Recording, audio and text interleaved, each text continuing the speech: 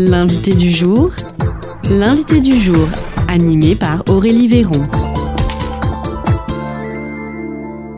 L'invité du jour sur Espoir FM aujourd'hui, c'est Marielle Breuil. Bonjour Marielle. Bonjour. Alors, vous êtes la coprésidente de la foire bio de Bazins. Un rendez-vous, il me semble que l'on peut qualifier d'incontournable quand même, n'est-ce pas? Oui, en effet, il s'agit de la plus vieille foire bio de France et elle tient cette année sa 27e édition. Donc, elle commence à être ancrée dans le paysage. Oui, tout à fait. Donc, cette édition 2025, ça se passe donc le dimanche 22 juin. Quelle est la spécificité de la foire bio de Bazins pour la présenter ? Alors, sa principale spécificité, je dirais que c'est un événement qui est organisé à 100% par des bénévoles. Donc, il y a toute une équipe qui se mobilise toute l'année pour préparer cet événement et évidemment, le jour J, beaucoup de bras présents. Donc voilà, c'est à noter parce que c'est un événement d'ampleur qui est organisé uniquement par des bénévoles et qui tiennent depuis le début de l'événement à faire la promotion de l'agriculture bio. D'accord. Donc, ça représente cette année 70 exposants. C'est quand même assez important. C'est le cas chaque année? Disons qu'on a aussi 70, c'est plutôt la fourchette haute. Voilà, je pense qu'on est à peu près dans les 65 à voir. On a encore des inscriptions de dernière minute. On est entre 45 et 70 exposants à peu près selon les éditions. Est-ce que cette foire bio de Bazins, c'est un marché de produits locaux, artisanaux, ou est-ce que c'est bien plus aussi? Alors c'est un marché, mais c'est beaucoup plus effectivement. Donc concernant le marché qui se tient dans les rues du village de 9h à 18h, on accepte en priorité des producteurs, donc des agriculteurs et des artisans. Il y a aussi des associations ou des petites entreprises qui viennent présenter des choses en lien avec l'agriculture biologique ou l'artisanat. Mais en plus du marché, on a une programmation riche d'animation toute la journée pour tous les âges. Alors, on va d'abord savoir plus sur le marché. Donc, vous avez dit c'est principalement des produits locaux, artisanaux. Qu'est-ce qu'on va pouvoir retrouver, par exemple ? Alors, en termes de production agricole, on va pouvoir trouver des fruits, des légumes, du vin, de l'ail, des fromages, du pain, etc. J'en oublie sûrement. De l'artisanat hyper varié, de la création de sandales faites main, des bijoux, des vêtements, des carnets en papier recyclé fait maison. Voilà, c'est très riche et varié. Donc essentiellement des producteurs du Lot-et-Garonne et bio. Oui, alors toute la production est bio. Évidemment, c'est vraiment la spécificité de la foire, sachant que le label bio s'applique à l'alimentaire. Donc ensuite, tout ce qui est production agricole, c'est bio ou nature et progrès.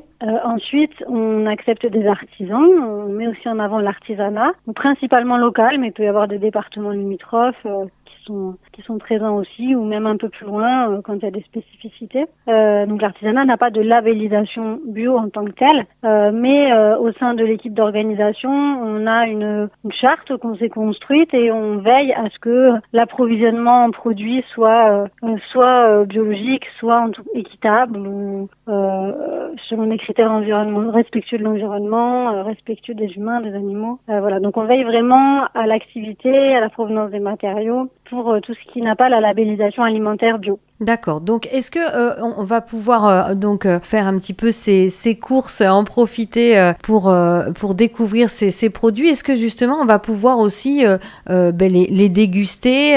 On va pouvoir aussi manger sur place? Oui, tout à fait. On a des producteurs transformateurs, on va dire, donc des producteurs qui transforment les produits de leur ferme et qui proposent le jour de la foire de la restauration le midi et le soir. Donc il y aura plusieurs stands, il y aura du choix, et à savoir que le restaurant de Bazins propose aussi à manger le midi. D'accord, donc vous l'avez dit, hein, la foire bio de Bazins, c'est aussi des animations, des ateliers, des conférences. Est-ce qu'il y a un invité, un parrain de cette édition 2025 ? Alors l'invité phare de cette édition 2025, c'est Benoît Biteau, qui est paysan et député. Donc il sera là avec nous et il interviendra à 15h autour de la question quelle agriculture bio pour demain. Voilà, je pense que personne n'est sans savoir que l'agriculture dans son ensemble est en difficulté, que beaucoup d'agriculteurs sont en difficulté économique, en difficulté de production avec les aléas climatiques, en difficulté de reprise de ferme parce qu'énormément d'agriculteurs ont l'âge de partir à la retraite et il y a peu de reprises. Donc ça, c'est vrai pour l'agriculture de manière générale. La bio, qui était en progression constante depuis la création du label, peine un peu ces dernières années, même si la consommation semble se relancer. Mais voilà, tout n'est pas rose. Et donc, même si on fait la promotion, évidemment, de cette agriculture, on va s'interroger avec Benoît Biteau sur quelle perspective pour l'agriculture bio dans les années à venir. C'est Marielle Breuil, je peux peut-être aussi, et c'est vrai qu'on l'a pas précisé, vous êtes maraîchère, c'est bien ça, à Bazins? Oui, tout à fait. Pour vous, quelles sont les difficultés? C'est que les consommateurs n'achètent plus de bio ou c'est que ça devient difficile de cultiver en bio? Alors c'est multifactoriel. Hein. Il y a eu un essor constant et puis ensuite, il y a eu une baisse observée de la consommation, mais cette baisse est à prendre avec des pincettes, à savoir que dans les grandes surfaces, ça a diminué. Il y a notamment beaucoup de grandes surfaces qui ont déréférencé les produits bio, parce que tout simplement, ils commençaient à gagner un peu moins d'argent avec, alors qu'avant, ils avaient margé très largement sur ces produits-là. Mais on observe une persistance, voire un accroissement de la consommation en direct chez les producteurs ou dans les magasins spécialisés bio. Donc ça montre qu'il y a quand même une volonté de consommation. Ensuite, en termes de production, c'est sûr que les aléas climatiques touchent tous les agriculteurs et la bio n'est pas épargnée, même si certaines pratiques justement en agriculture bio peuvent améliorer l'écosystème et permettre plus de résilience dans les cultures. Mais ces pratiques-là sont voraces en temps, en main-d'œuvre, demandent des efforts. Souvent il y a un engagement à les mettre en place, mais économiquement c'est compliqué et malheureusement les politiques publiques ne suivent pas et ne sont pas là pour soutenir notamment les agricultures et les pratiques vertueuses.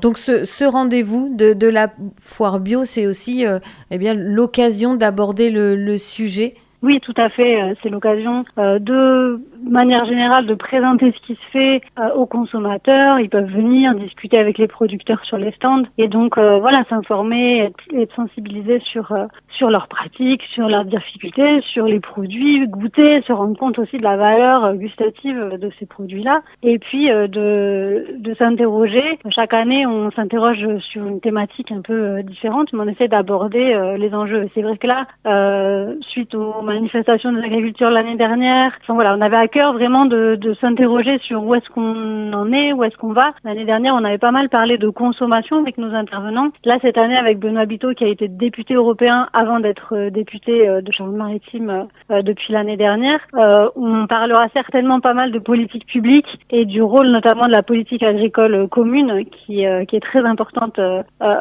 financièrement pour les agriculteurs, mais qui est très très mal répartie. D'accord. Donc c'est un événement, cette foire bio de Bazins, pour en savoir plus, pour consommer aussi bio et local. Mais c'est aussi un rendez-vous festif, même pour toute la famille. Tout à fait.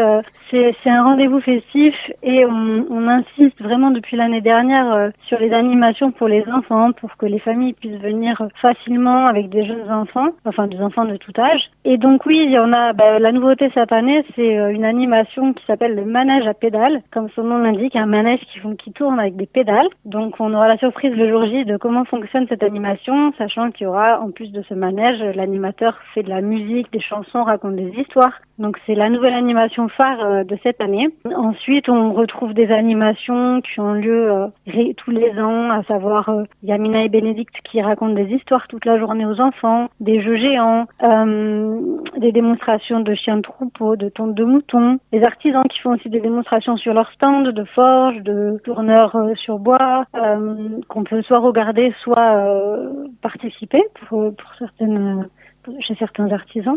Et puis, il y a aussi des choses pour toute la famille, pour les adultes, avec des animations qui sont un peu plus thématiques en lien avec la foire, à savoir une animation autour du que manger, s'interroger sur qu'est-ce qu'on mange, quels sont les labels, comment composer une assiette. Ça, ce sera animé par les amis de Cap Science. On a aussi Juliette Siran de Nature Animée qui fait un stand d'animation sur le thème de la nature au jardin. Et d'ailleurs, Juliette animera le matin une balade à 10h sur des chemins autour de Bazins pour aussi observer les plantes, les insectes, etc. D'accord, donc tout un programme vraiment que l'on peut découvrir et retrouver sur Internet. Oui, alors il y a une page Facebook de la foire Bio de Bazins, sur laquelle on peut retrouver le programme et pas mal de choses. Et puis on a un site internet depuis l'année dernière, foirebiodebazins.com ou .fr, je suis plus sûre, mais en cherchant sur Internet, on trouve foirebiodebazins.fr. Oui, c'est bien ça. On peut retrouver tout le programme en détail, donc sachant qu'il y a des animations qui ont lieu toute la journée au fil de l'eau, et il y a aussi un programme d'animation avec des heures précises. Je parlais tout à l'heure de la balade nature à 10h. À 10h30, il y a aussi une découverte de l'histoire et du patrimoine de Bazins avec une raconteuse de pays, Dalila. À 11h, là, on a des conteuses qui viennent raconter des contes pour les enfants. À midi, il y a les discours d'inauguration et l'apéritif offert par l'association. Et puis, donc, on en parlait tout à l'heure, à 15h, la rencontre avec Benoît Biteau, qui a l'agriculture bio pour demain. Et je voudrais préciser aussi que si le marché se termine à 18h, l'événement ne se termine pas à 18h parce qu'on peut encore rester manger le soir. La restauration et la buvette sont ouverts et il y aura une animation musicale avec un groupe, le collectif Baobab Musique. D'accord, donc tout un programme et chacun peut y trouver vraiment son plaisir, qu'on soit gourmand, enfant, investi aussi dans la cause du bio. Voilà, on peut vraiment venir à la foire bio de Bazins. C'est une très belle journée, on profite aussi de Bazins et puis il y aura bien sûr aussi de la musique en fin de journée. Sur le site internet, on retrouve aussi les contacts pour avoir plus d'informations. Si on souhaite participer à la conférence, aux ateliers, il faut réserver ou sur place on pourra y accéder? Oui, on pourra accéder sur place. Il n'y a pas de réservation. Il y a des petits rendez-vous qui sont indiqués sur le programme, par exemple pour les départs des balades ou de la découverte du patrimoine. C'est marqué rendez-vous place du château. Donc voilà, n'hésitez pas à venir vous promener, aller sur les lieux de rendez-vous indiqués sur le programme, mais il n'y a pas d'inscription préalable. Bon, bien, en tout cas, merci beaucoup Marielle Breuil. Donc, je le rappelle, vous êtes coprésidente de la foire bio de Bazins qui a lieu ce dimanche 22 juin à Bazins, bien entendu. C'est tout le village qui est en fête ce dimanche. C'est ça, tout le village est en fête. On peut donc déambuler, se poser tout simplement pour profiter de l'animation. Et je précise qu'on va sans doute faire la conférence dans la salle des fêtes, étant donné qu'il va faire très chaud normalement dimanche. Oui. Et donc c'est annoncé sous le chapiteau, mais on est en train de changer pour certainement la faire au frais dans la salle des fêtes. C'est une bonne idée. Mais en tout cas, merci beaucoup. Bonne continuation jusqu'à dimanche pour organiser cet événement. Et puis, merci d'avoir pris un peu de temps pour nous donner le programme sur les ondes d'Espoir FM. Merci Marielle Breuil. Avec plaisir. Merci. C'était l'invité du jour, animé par Aurélie Véron.